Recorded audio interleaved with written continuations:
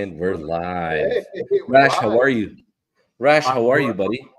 I'm great, man. How are you?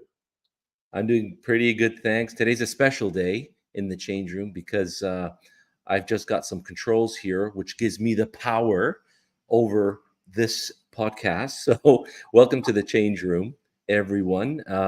It's amazing that we get a chance and an opportunity to do this every week, every Thursday. Me and Rash, a good buddy of mine, fellow coach and music lover and A&R artist. We're so happy that we're actually getting this opportunity to do this. The change room, for people that are new to this, coming onto the show to join us and listen to us, is where we talk about all things behavior, psychology, and all out performance and how it impacts our lives. So, thanks for joining us. Do bear with me because I have the controls today and I want to make this as engaging as possible. We do invite, obviously your questions and everything. So today we're going to be, it's a continued episode, continuation of what we had last week on the topic of self-sabotage, where we sabotage our own efforts to, get the things we want in life and how that impacts our daily program and why do we do that. We also have a special guest that's going to join us. We're not going to share who he is right now, but It's going to be our first one. It's our first one.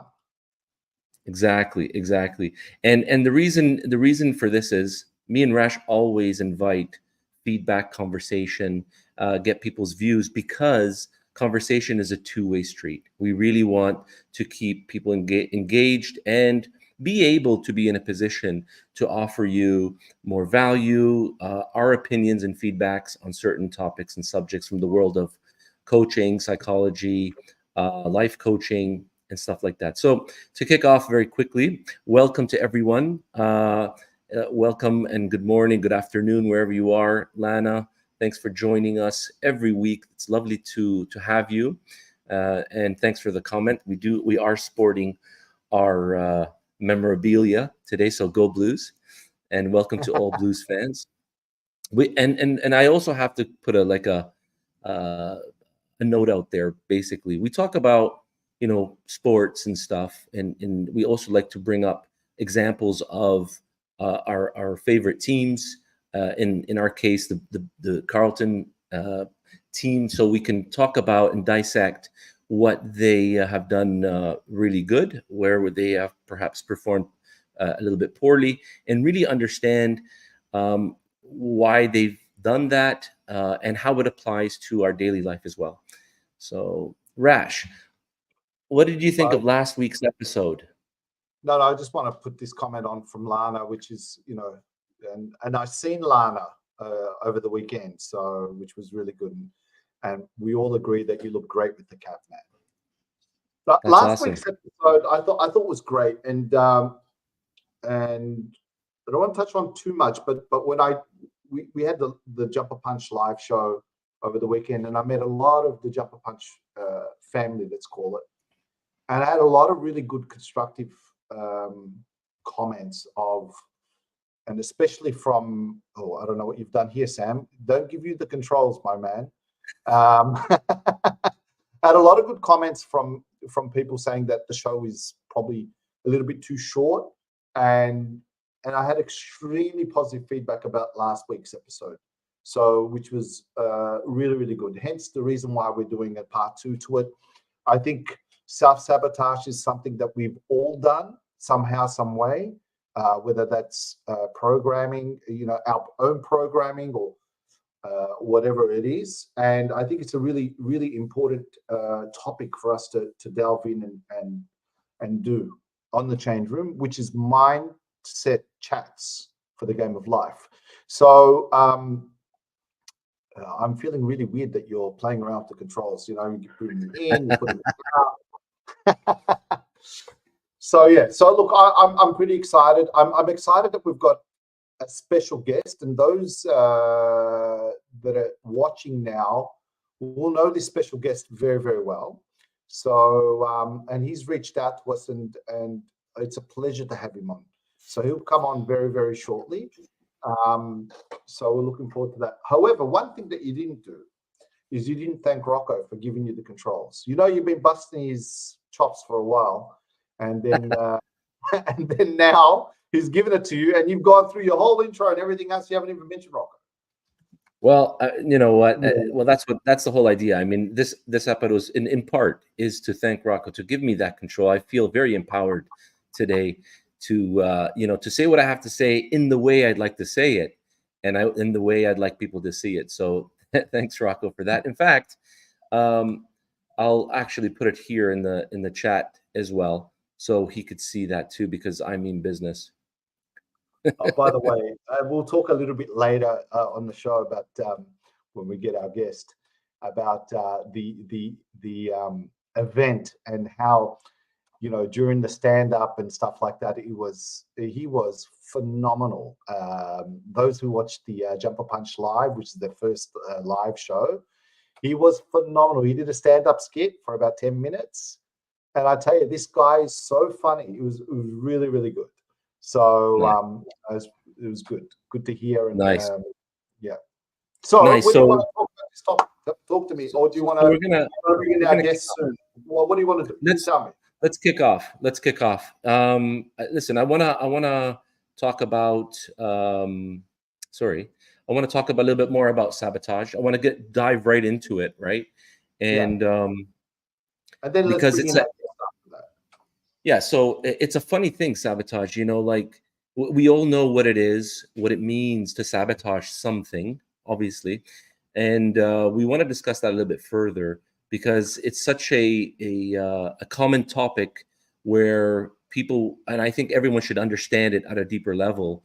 When we talk about sabotage, it's actually stopping or making sure that something doesn't happen. Okay, now it could be strategic sabotage, and most sabotage is strategic, where people get in the way of other people and they sabotage their plans, right? So we all know the technical definition, but what we're referring to here specifically is sabotage that comes from ourselves, how we sabotage ourselves. Now you may ask, how do we even sabotage ourselves, and why would we want to sabotage ourselves? Well, that's exactly the core of what we're going to be talking about today, and we're a little bit deeper than we did last week because we noticed that there was quite an engagement and popularity around this topic.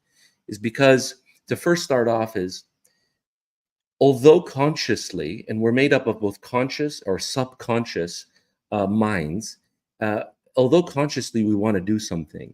And when you always had that thought where, I think I should do this, I think I should do this, and I want to do this, but you don't end up doing it. Now, the unconscious or subconscious mind controls close to 95% of all our behavior.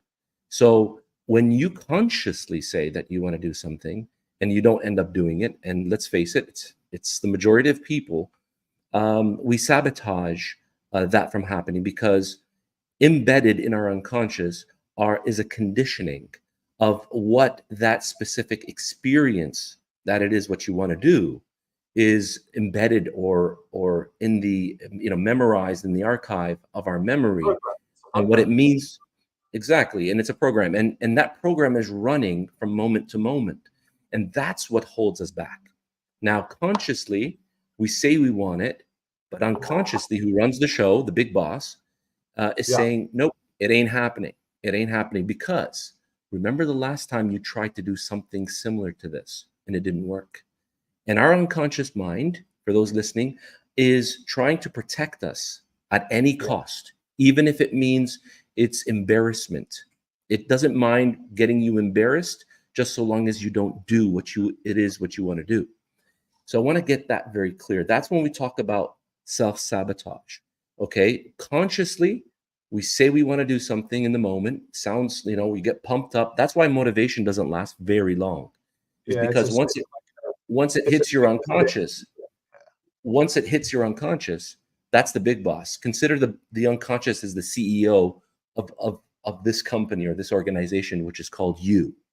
And the unconscious runs the show. And that's when it turn out and say, nope, it ain't happening. You're not doing it. You're going to bow out. you're gonna tap out, whatever that is. And so in the concept of self-sabotage, that's originally where it comes from, principally speaking. That's when we go and we want to do something or say something, but we don't follow through. And that's why people say people talk a big game, but do they actually do something about it? Do they implement? Do they execute? And the reason they don't is because there's something in your conditioning that's holding you back based on a past performance that didn't go so well. And so I'll remind you, the unconscious mind, one of the first, if you will, principles of the unconscious mind is to keep you safe and to make Yeah. sure that you don't repeat that mistake again. And that's where everything starts. So we're going to go a little bit further with this topic, but for now, let's take a breather. Okay, well, you can take a breather. I just want to say one thing before we get our guest to come on, and this is going to be the first time we're going to have a guest on our show, which is super exciting. I just want to say from last week's episode, and because I announced that I'm releasing the book and stuff like that.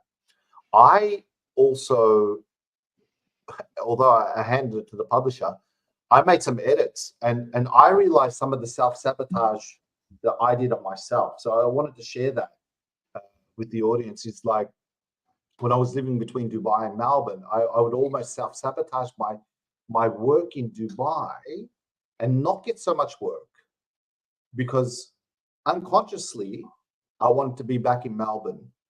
So it affected everything. So it created challenges in my life and a whole bunch of different things. So this is the reason why I think it's a super important thing, and that was just based on reflection after we had our chat last week's episode. I said, no, I've got to put this into my book and add that final piece. So I've added it.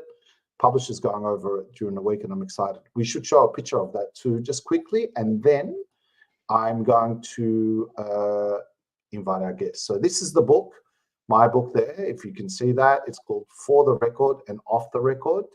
So that will be coming out hopefully in the next month or two. So I'm very excited about that.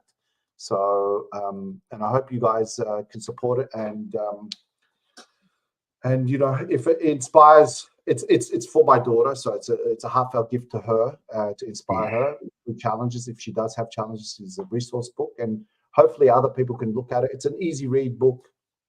Chapter is like a page and a half, and just with stories about the industry and my journey. All right, we've both spoken too much. Let's invite our guest, and it's got a very, very, very, very special guest. Do you want to do the honors because you're in the control, Mr. Yeah, sure. If we want to welcome Paulo onto the stage. Paulo, you're part of the Jumper Punch team. Welcome. Oh, welcome, man. Thank you. Yeah. Thank you for having me, gents. Rash, Sam, how are you? Pretty good, thank Great, you. man. How you doing? That you're representing Fantastic. with the old I can't really see your head, but I think there it is. Yep, there you go. Yep, very good. Welcome aboard, man. So let's just talk about firstly. Well, we're going to talk about self-sabotage with you, but let's talk firstly of what our conversation that we had this morning, and you wanted to join the show, and so it gives a bit of a background on that and this topic, if it means something special to you. Yeah, I feel this show in itself, the Change Room, is a different way into, I say a different way into sport, but I think a lot of these fan channels that we're all associated with talk about the analytics of the game and who won and who lost and who kicked the ball this way and who marked the ball that way and the tactical setup. I feel this is a different way, and a nice way into, well, not necessarily a nice way, but a far more insightful way into the mindset and frame of mind of what these elite athletes and what these decision makers are actually thinking. So from my end, I thought, well, I haven't really got myself involved in any podcasts like this and to this depth with regards to state of mind and analysing the mental state and analysing mind over matter. So I thought, why not? And I was actually watching a podcast last night, which actually pertained to this very subject, which we were talking about before we went on air. And I thought, you know how the timing of things is just right. And I thought I better Yeah. message Rash this morning and see if I can just weasel my way into the change room. So I've knocked on the door, and I'm a late inclusion. I put the super sub vest on, and I've come in with the green vest, and I've been activated. Very good, the sub. So we're very happy that we got the SEN owned Paulo. You've done some amazing things, and we've had a journey together on that. So we have. Yeah. We have. But, yeah. So to carry on. So you're watching the podcast, and then yeah.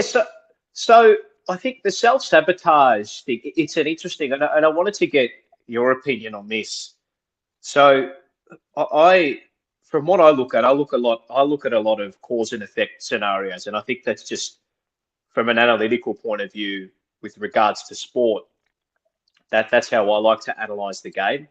So decisions are made. What was the cause of the decision, and what was the effect of the decision? And I think for me, this type of topic, self-sabotage and enough is enough, how subconsciously that manifests itself out into our own life, and then potentially how it consciously, so it may be at the front of our mind, how it actually manifests itself into reality. And I wanted to query you too on the whole self-sabotage side of things, and potentially how it may limit us to a point of getting to empathy and sympathy. So self-sabotaging to a point where people look at you and say, oh, well, that's why he or she can't do that, because this happened in their life, or because that happened in their life, and how it may even pertain to remnants of nihilism. So going down that rabbit hole as well, which really, really intrigued me. And it's something I've studied and looked at for years and years, and it's always intrigued me, gents. It's always intrigued me. Right. No, that's a great observation, Paulo, and appreciate having you on this show. Sorry for people that are watching. I'm flipping through the format in terms of the video just to make sure that we focus on the speaker. So, anyways, but that's why I have Rash here to have my back, and so to answer a little bit about what you say, if I may find maybe add a little bit of context. Is when we're talking about we have to first understand that it's a survival mechanism.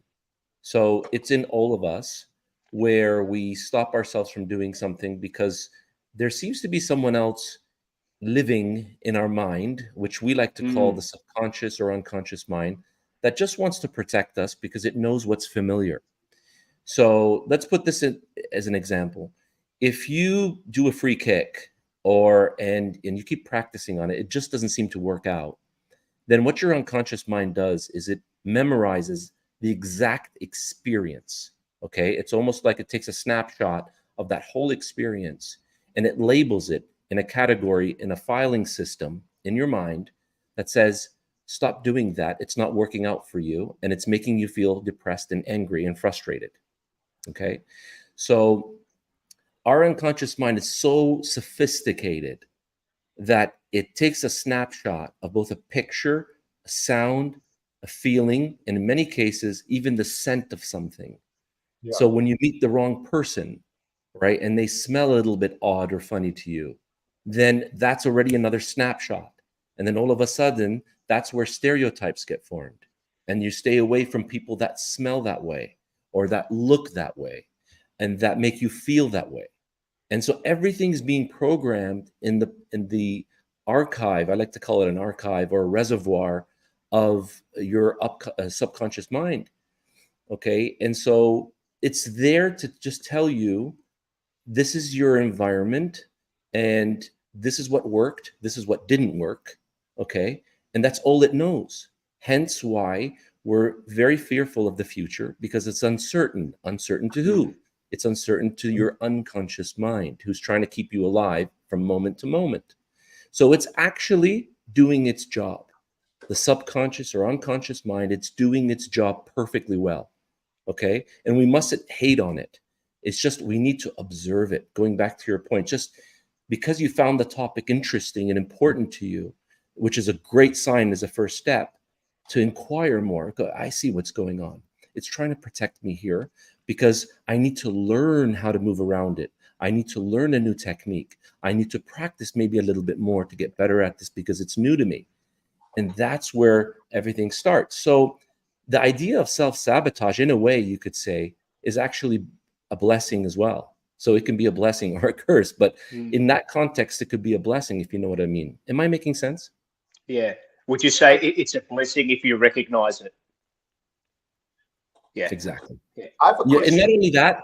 not only that, sorry, but not only that, Paulo, it's not only if you just recognize it, but you also accept that it's doing its job. It's almost Yeah. like if a machine is doing its job, it's cutting, if you're a carpenter, it's cutting a board in a certain 90-degree angle, then that's what it's designed for, right? It's not designed to make circles.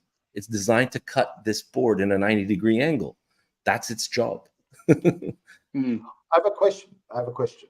So in regards to, let's call it with our football team, right? The Blues. So Yes.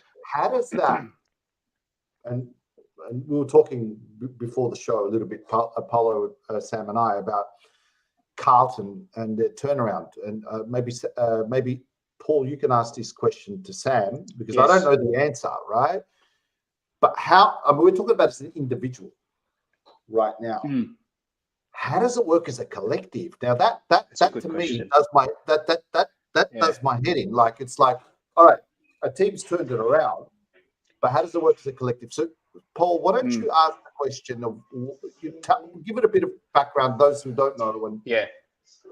So I think for me, the point in time with which we look at this very moment now, with regards to our football club compared to this time last year, it's a complete. Are you gone? Can't hear you.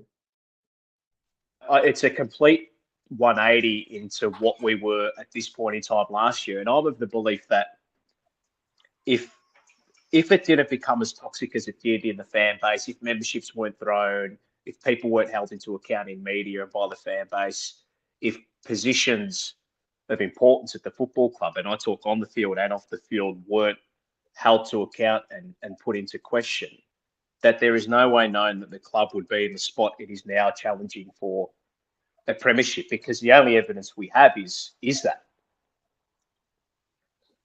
Right.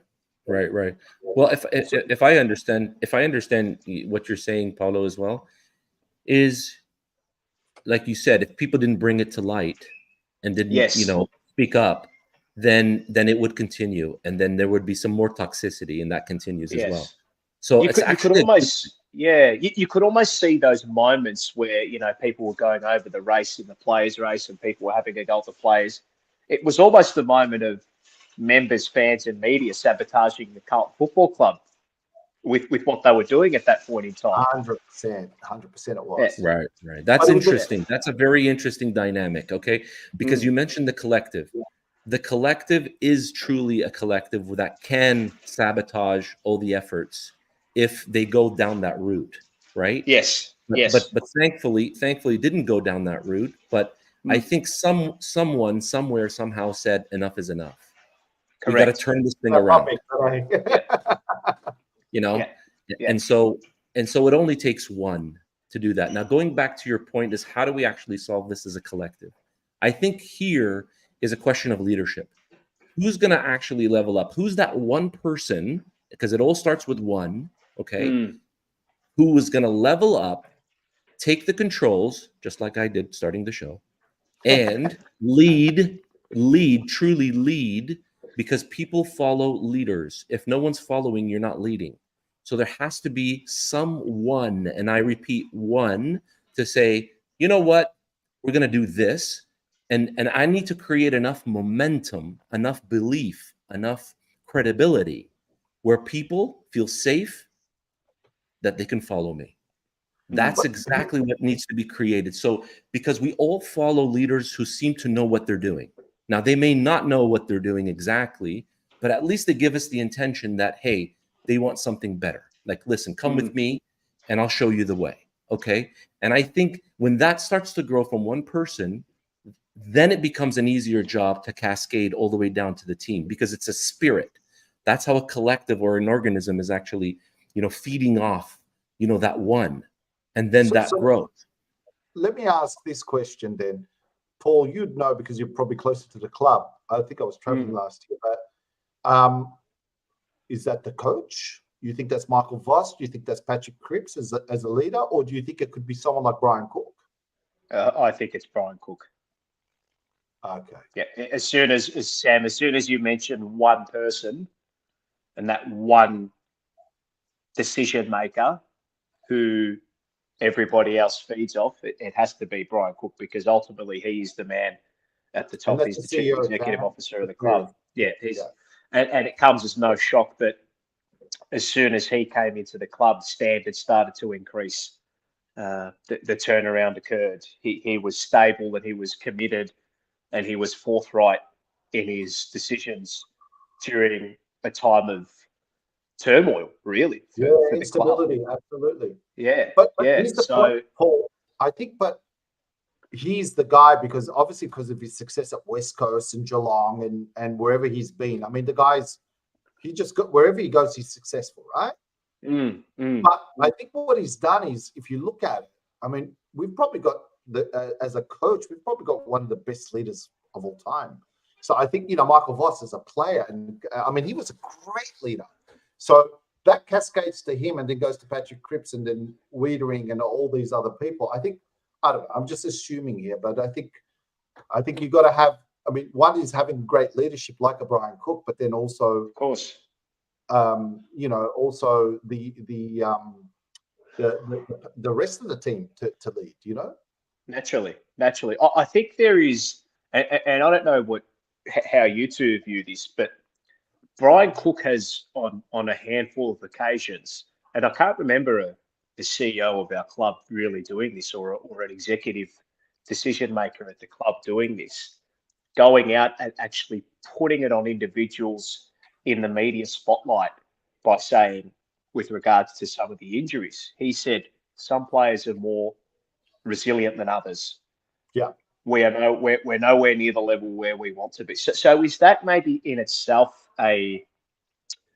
is it a sabotage mechanism in his head that goes off to say, well, hang on a minute, as much as we are progressing, there's still some people here that really need to be pushed that little bit more. Yeah. Good. I think it's fair also point. where we are in the cycle. Sorry, Sam, and I'll get you to jump in. I think it's also where we are in the cycle of as a team. You can't disregard there's been a lot of foundation that's been set prior to that in setting this up to where it's at. But Sam, I gotta say something. I gotta say something to what Paulo said. Like when he made those comments, to me that sounds like, I mean, as a coach, that sounds like you're rallying the troops. Okay, sometimes the piece of news are a little bit like bad news or not so great, but you're trying to be real and build rapport with your team, your followers. Of course. So you can rally the troops. I think that's a good way to get credibility, to build credibility and trust and rapport. But going back to something you said earlier, Paulo, which I think is like timely right now, is you see the world as cause and effect. That's exactly what we're talking about. You're at cause. Any great leader is at cause when they actually take a decision to say, hey, I've got a plan, come with me. It may not work, but hey, I'm going to step up and do something about this right now. So that's the cause. Okay. And more oftentimes, people that come with a cause, and a good one too, or make a decision, may not be entirely correct, but boy, is hell, are they certain? That feels good, But they're doing something. Listen, if you see a team, you can freeze too, can't you? It's like, oh no, it's too hard. We don't know what to do. And nobody likes that. And nobody likes a leader that can freeze, So I think there's a lot to be said about that, especially in the context of leadership. It's how do you step up in a way where enough is enough, right? And we don't want to sabotage this anymore. We actually want to put this, we're learning more and more things about each other. Just last week, there was a beautiful piece we talked about where team leaders have this knack for looking around. They just look around and looking at their team players, looking at what they can do to perform, setting up the play. because that's what ultimately they're there for. They're setting up. That's great leadership. You're setting up your players in key positions because you know that if that happens, good, this guy's going to run because he can run fast. And then you have other players that are good passers, or other players that are great defense. But everyone has a role, and it's a job for every great leader to understand what each team member's role is. It can work in a company, even in a family dynamics. Everyone has strengths, right? Everyone has strengths. Not everyone can do the same thing. Look, we all are good at something. We all suck at something. So being at cause is definitely a leadership quality, for sure. When it clicks, it clicks. And last year, it's evident after the same time last year. Isn't it, Paolo? Like Essendon game. Yeah, it's almost a carbon copy. It's crazy. It's crazy. Saying you probably don't know what happened, but we won, like, I think, was it 10 games in a row? Yeah, it was 9 out of our last 10, which was, I mean, with no one. This is the thing, and you mentioned it too, Sam, that you can't, if you go too far forward into the future, you get anxious, and you don't know what's going to come, and that anxiety starts to kick in. And I think from what I learned, and people say, oh, it's just a game, but I actually took a life lesson out of what happened at the club last year, right? And people may call me crazy for it, but I learned that if you look too far ahead, right, and if you zoom out way too far, you freeze. You almost think that what's happening now, if I zoom out, what's happening now, and if I look ahead 10, 12, 13, 14, 15 weeks may happen then, and then you come up, and all these things that you think are going to occur in a bad light, they just extrapolate, and your anxiety levels start to become, oh, if we continue down this path, he's going to go, we're going to have to go through this again. But if you actually just zoom in and focus on the task at hand from an individual and a collective point of view, it may be as simple as making sure your shoes are clean and making sure you go out warmed up for training. So getting down to those local basic things on a day-to-day basis actually work out better for you. And people, and it's happened this year, people have zoomed out and said, oh, this 5-game patch for Carlton, it's so difficult. But if you just break it down one by one, you think, oh, okay, they're actually in not a bad spot. Yeah, no, I think that's a wonderful way of looking at it too. I think there's a place for what I call a micro execution, and then there's something called a macro execution. Like there's times to do a micro because you need to live in the present and actually act upon what you need to do. And then there's time to take a step back and look at a macro lens and say, oh, okay, I see where this is heading. Okay, let's go back in on a micro and see what we can do to actually steer that ship around or do what we need to do to fix things, right? Yeah, of course. I think that the balance, I think not everyone can attest to it, but I'd say the balance between the two, you have to have that, I guess what we call the North Star. Everybody's aiming towards their North Star, and everybody has to kind of see that, because without that, are you really motivated to get somewhere? The North Star for us is premierships as a football club, right? Yeah. But how do you get there on a day-to-day, hour-to-hour basis? So the mix between the two is of great intrigue. It's a mystery, isn't it? It's just a mystery. We're always trying to better ourselves with it. And we came so close last year. I know. The one thing I just wanted to ask before I let you go, and we were talking about this before, Sam and Rash, about how self-sabotage is there, and it's just it occurs because of our brains and what's actually going on inside there, and takes the image and the smell and the sense, and it is there. I wanted to know, how does someone get to a point, right? And we don't know. I guess some people would know to a certain point. How do we get to a moment where sabotage is of a malevolent and resentment based thing, where that's the only thing that the person wants? They are consciously aware of it, and everything that they drive towards and all the cause and effect and decisions that they make are actually part of a malevolent and resentful sabotage, rather than that bit of protection in the back of our mind. Yeah. Good question. Good question. It's deep. I know it's deep. Yeah, It's so always intrigued me. It's always intrigued me because, you know, people on a football field and people in a fan base or people at work and business make decisions. You think, well, what are you doing? You've just ruined everything. You know, right.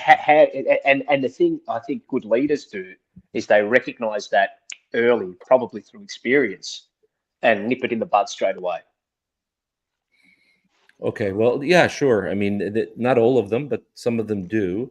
But Yeah. having said that, I mean, the first thing that came to my mind was people do what they do to protect something.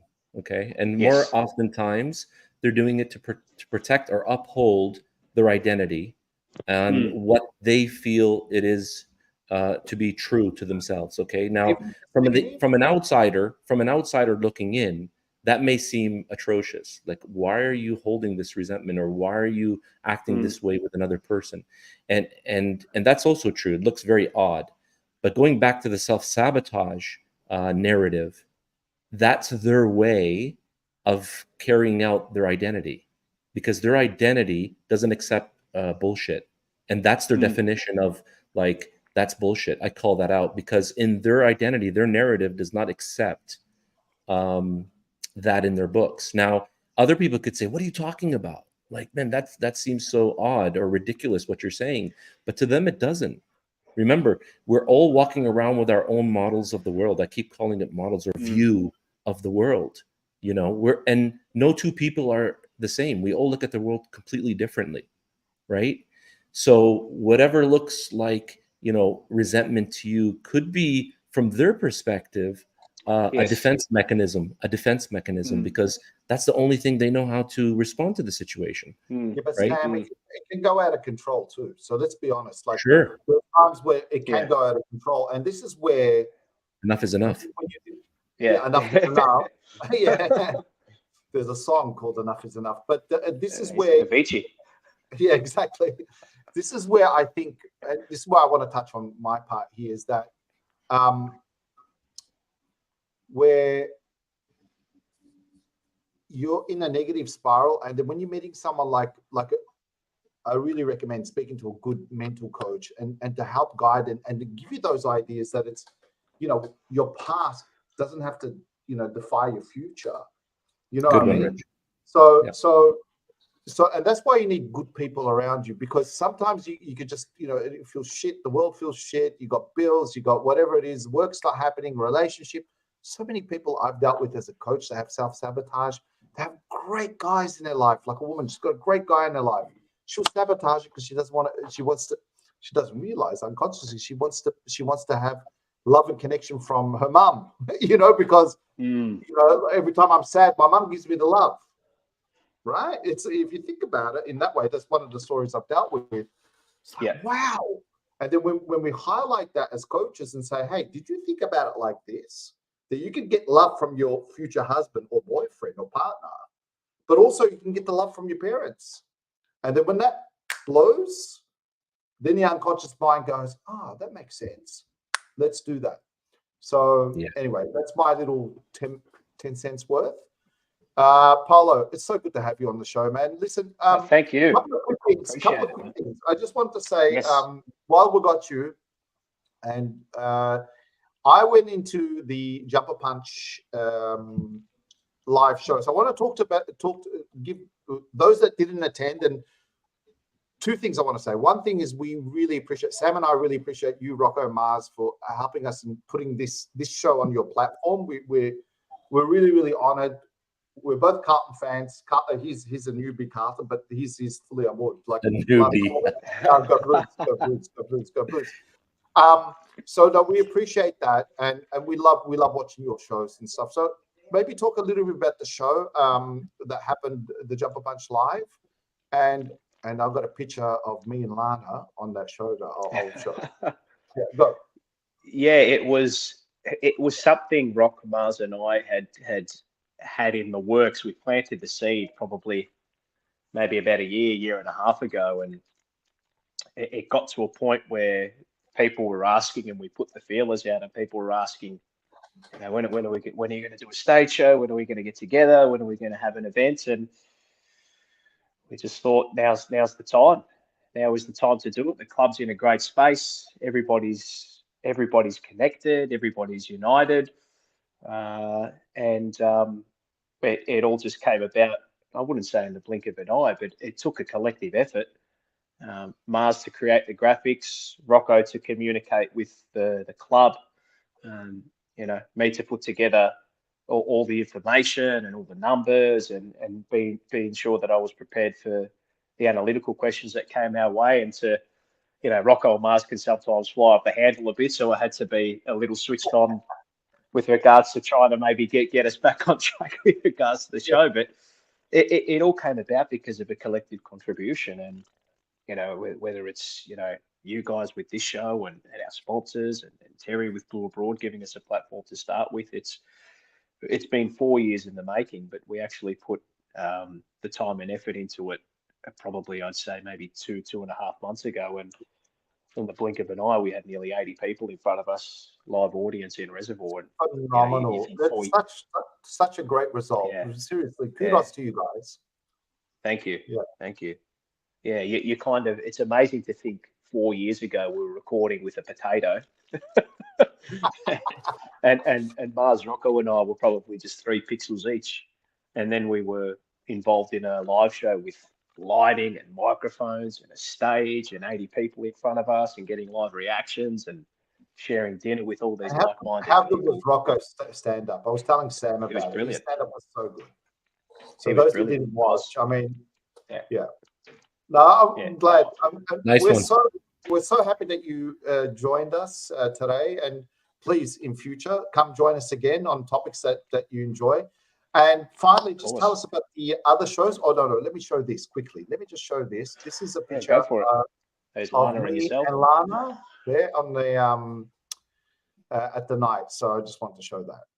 So yeah, that's awesome. I mean, and that's what it's all about. We all come together as a collective, and whether you support Carlton or not. We had people who didn't support Carlton who came as well, which just shows you the type of reach and appreciation that people have of the show or the platform. And it's been amazing. And thank you, boys, for rocking up weekly to do this show as well. So can I just say, Paul, I got a lot. I was saying to Sam too, and I messaged him from outside. I was having a cigarette with Lana. And the feedback I was getting from some of the audience, I've got no idea who they are. They're watching our show.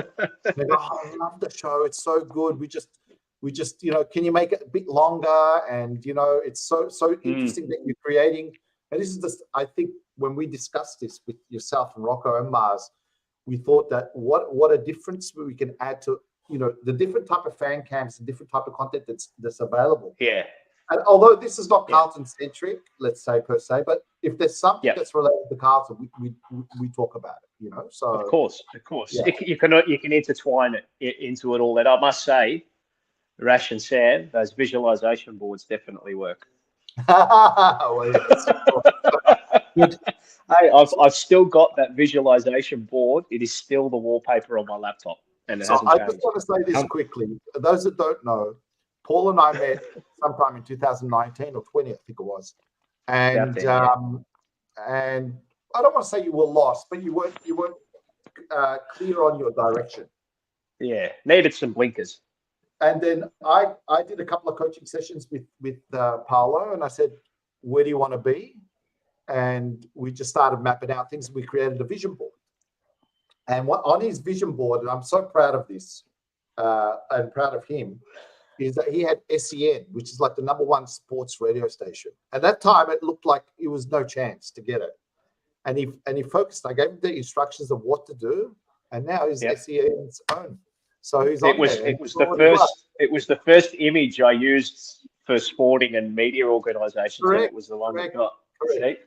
Nice. So visualization is super, super powerful, guys. It does, but not only that. I mean, job well done, Paulo. Try to also inject a feeling attached to those images when you look at your vision board. The more you feel it, viscerally from the inside out, the more you'll actually connect with it and bring it and call it into existence. By the way, he loves that word.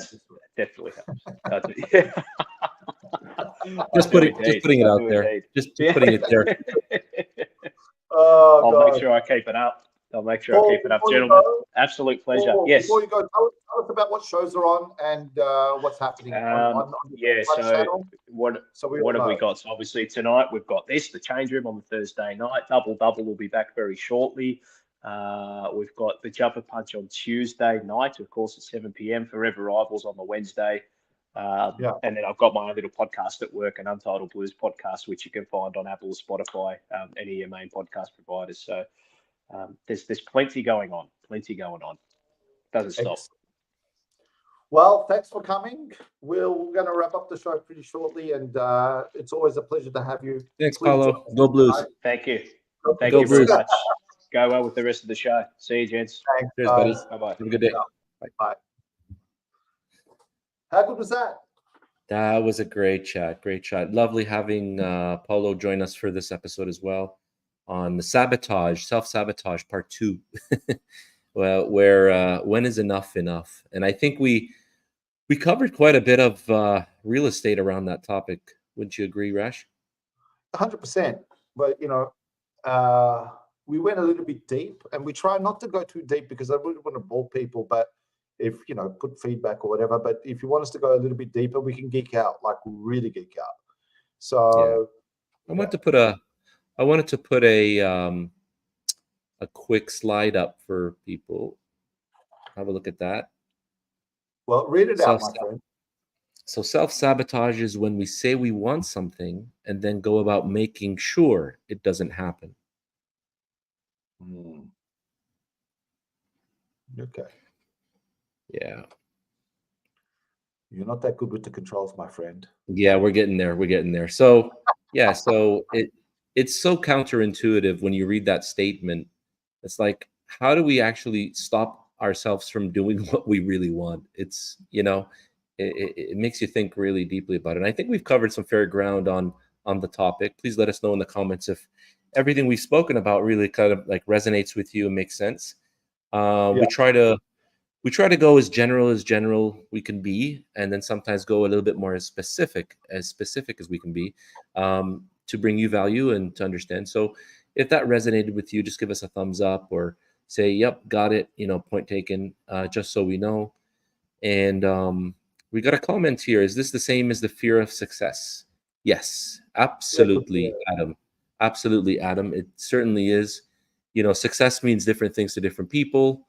And people do have that tendency where they consciously say they want success, but they make sure that they don't get it.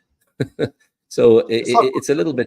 Before. Like I was telling you about the woman I was dealing with that, success could be like her having a partner, but she's got a fear of it for whatever reasons. The way the brain works is phenomenal.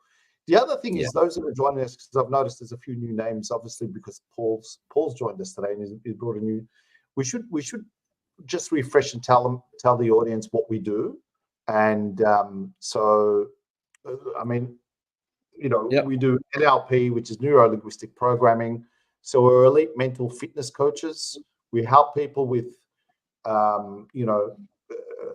anxiety, fears, and essentially is trying to get them to become the best versions of themselves and just asking the right questions to help them. We've got scientific, what's the word? Scientific neuroscience, but actual things that actually work. So like if you've got trauma, there's a particular process that you can do that rewires your brain and reframes it. So this is not just like we're just talking from our butts, but this is actual scientific. It's proven. So if someone's got a trauma, they've got a limited belief, or they don't think they're good enough, or a whole bunch of different things, when we get to the root cause, we can help that person get through that. The other thing that we do, and every time we tell people this, they're like, what the hell does that mean? We are both certified hypnotists, so we do hypnosis. So you could be in trance right now whilst I'm talking. Possibly Sam's in trance. Are you in trance now? Eyes closed now. Yeah. Wide awake immediately. Yeah. Just wanted to answer Adam's actual question. Is this all in the subconscious? For the most part, it is. More than 90 to 95% is all stored in the subconscious or unconscious. It all means the same thing. or other than conscious mind. So it's all there, all our behaviors, our responses or reactions to things in life, good news, bad news, success, failure, everything is pretty much stored there. And like Rash was saying, what we do is go to the root cause of where that problem started, because we've all learned it. As children, when you're like 1, 2, 3 years old, you don't know right from wrong. You just you have no problem with anything, more or less. You just want to be fed. Yeah, you just want to be fed, really. But it's only when we start to grow up, we start to learn from our families, our environment, society, community, and that's TV. where all these TV, obviously social media now, I mean, you could imagine, there's just so much clutter on definitions of what we think the world should be. So 0 to 7 years old, Adam. Yeah, I'll just put that up. Yep. Typically it's anywhere between 0, 1 to 7, 8 years old is an unconscious child, or from 8 onwards is when your prefrontal cortex or your conscious mind starts to develop. And so we call it the imprint. The imprint is from 0 to 7. This is where you're like a sponge. It all comes up, right? Yeah. This is where a lot of this is stemmed from. But the adolescence from over 7 is a lot of things also where you learn a whole bunch of different programs. Yeah. So Wayne's Wayne's got a comment on chronic pain, trying to use your mind to overcome it to a point. Okay, that's good. Have you been doing a good job at it? Did you get some good results? Please do share. But like, we believe that everything starts and ends in the mind. Basically, it has governance over the entire system. And so that's really what we bring forward here to chats like these, to talk about, how do we think about things? What does it mean to us? How does it feel to us? And that's where we can begin to design new outcomes when we know more about the system, the system, which is the conscious and unconscious relationship of how we react to things. And like Paulo was here, if you were listening in a bit earlier, he referenced cause and effect. We're always at cause. We're always making decisions. And sometimes we're not making decisions, but that's still a decision to not make a decision. So we're always, interacting with the world around us. The question is it the world that you'd like to see, and how do you feel about it? Very interesting. Just looking at the is it epigenetics? Epigenetics is part of it. There is a part of it, and I know what's his name? I forget his name. What is that? Bruce Lipton. Yeah, Dr. Bruce Lipton. Yeah, he talks about that sort of stuff. I'm not qualified to talk about that epigenetics. I do know what it is, but Same here. Yeah, Same here. Yes, it has a lot to do with that, but we don't want to get nerd out on something like this. It's not really our territory. There are people like Dr. Joe Dispenza, Dr. Bruce Lipton, who talk a ton about epigenetics, and it's actually quite fascinating. And I find it to be actually, for the most part, very true. But again, it's not our area of expertise. Can I just say one thing? Because when Wayne was mentioning about the chronic pain and stuff, both of us have dealt with people that have had chronic pain for years. So it's either back pain, knee, etc. And correct me if I'm wrong, it's after 3, 4, 5, even 10 sessions, the brain, in my belief, controls the pain, right? So, and this is where it gets a little bit dicey. We can open up a whole new topic about it, but unless there's something there with an X-ray, there's a lot of times that someone's got chronic pain and there's X-rays that shows nothing, but the person still feels it. In those cases, Sam and I have worked with a number of people and helped them where they no longer have chronic pain. So there you go. Here's the socials, because I'm feeling like without him saying it, enough is enough, that we've done enough is enough on the show. So you can find us on Instagram. That's my handle. That's Sam's handle.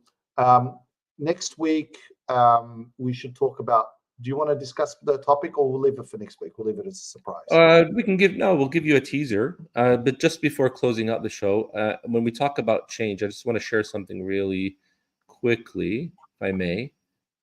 1 second. So change happens when the pain of staying the same is greater than the pain of change. So I just thought I'd put that up there because although a lot of people are going through a fair amount of pain, it ultimately comes down to whether enough is enough, and you're forced to change, and you need to change, and that's when things can really happen, and fairly quickly too, if I may say. Okay, cool. There is a couple of questions as we wrap up. Maybe you want to have a go at this question, and then we'll officially wrap up. So, Adam Rowlands, big welcome. It's the first time I've seen you on the show, so welcome to the show. Please like, support, share. Hopefully all of you guys have really enjoyed it. So, how do we change our limited beliefs, being so rooted from a young age and for years and years, repeatedly? Do you want to have a crack at that, or do you want me to have a crack at it? Yeah, for sure. So basically, I mean, we're just going to be talking about it like is in headline terms, if you will, because it is a process of going through it, but it's a short process. It could be kind of cleared out in even as little as one session. But when you talk about limiting beliefs, there's a time that you decided that belief, whether it's good or bad or whatever it is, there was a time in your life where you decided or accepted, shall we say, that belief to be true. And when Consciously you or go, not. Yeah. exactly. And so when you go back in your timeline, you can do it through various different modalities. Some of it is regression or root to cause, or timeline, or there's just so many different ways, but you can do that where you go into the what I like to call the memory archive of your mind, and imagine just going back to the time when you decided that or accepted that behavior, that response, whatever is limiting you. And once you're there, really, it's just extracting, the positives out of that situation. Just looking at it for what it is and saying, well, maybe I was too young, I didn't know any better, but now I do, right? Guidance, but no, it's harder for someone to do it themselves. And this is the thing, because someone like Practitioner. Adam can be looking at that and going, "Yeah, I've tried that; it doesn't work." But this is where you need a professional guy or woman that's done this before. That's like us. We've done that so many times with different people and helped them through those sort of things. One more question. We're gonna. Well, Yeah, so Lana asked, do you have hope if things were entrenched in you before 8 years old? Uh, first of all, Lana, I like the way you use the word entrenched, like as in, you know, stuck. Exactly. So yes, definitely. Definitely, Lana. Of course you can. And like I said, people are amazed that this can happen so quickly. Okay. But we always keep telling clients, listen, don't take our word for it. Once you experience it, thank us later. Enough is enough, Sam. I reckon we're just about hit an hour. It's probably our longest show. Can you believe it? Almost an hour, eh? We've pulled this off. We can go on. You didn't tell me about my beard. You like it? You liking it? It's a new look. Yeah, it's pretty good. It's pretty good. Yeah, it's not a full beard yet, so you haven't claimed that leadership position spot just yet, but we're working on it. All right. So now that you've got the controls, are you going to want to end the stream, or is it me that ends the stream? Because I have a feeling that you might stuff it up. No, I'll do it. But before we do it, thank you guys for joining us. I appreciate your comments. It truly shows us that you're obviously engaging and participating, and that means the world to us. And we can only, as they say, reciprocate when we know your questions, where you're coming at, to provide more value, or in the context of which you're asking your question. So we do invite you and encourage you to join us. For all the people that are listening to us, thank you for taking the time out of your busy day to learn stuff like this. We come every Thursday at the same time to talk about this because it means a lot to us. And the more you ask, the more we share. So next week, we're going to be talking about vulnerability. How do we even say this? Vulnerability. Yeah. Yeah. So we're going to be talking about vulnerability and make it into your superpower. So tune in next week where we do that. Rash, are you going to sign us out? I'm going to sign you out. On that note, enough is enough. Go Blues. Go Blues. Go Blues. Adios. Later.